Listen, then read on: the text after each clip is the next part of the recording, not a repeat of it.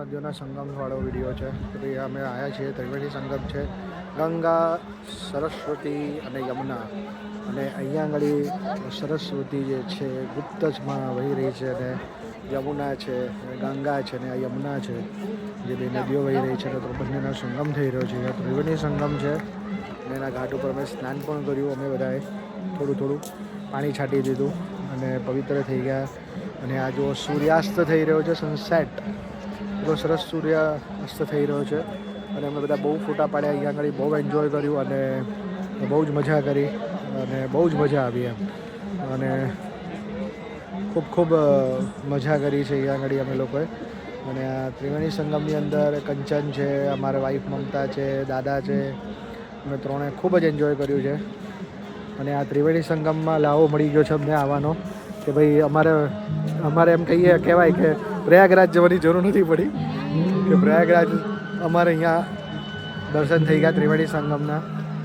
બરાબર, આ 3 નદીઓના સંગમવાળી ત્રિવેણી સંગમ અહીંયા ઋષિકેશ જતા આવે છે.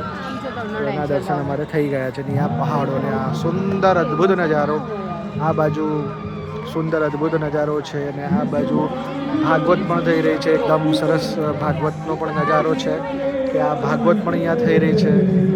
અને ભાગવત કથા ચાલી રહી છે, સુંદર અને અદ્ભુત નજારો આ જગ્યાનો છે. અને લોકો એન્જોય કરી રહ્યા છે. સુપર, જાણે એવું લાગે છે કે જાણે ભગવાને અને પ્રકૃતિ અહીંયા એમ કહેવાય ને કે એટલું અદ્ભુત આમ ચિત્રામણી કરી છે. આપણે આમ પ્રકૃતિ તો આમ સોળે કળાએ ખુલી છે, જાણે સ્વર્ગનો નજારો હોય.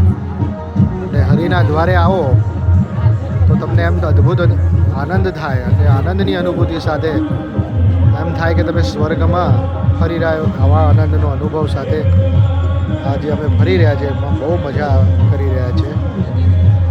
તમે જોઈ શકો છો.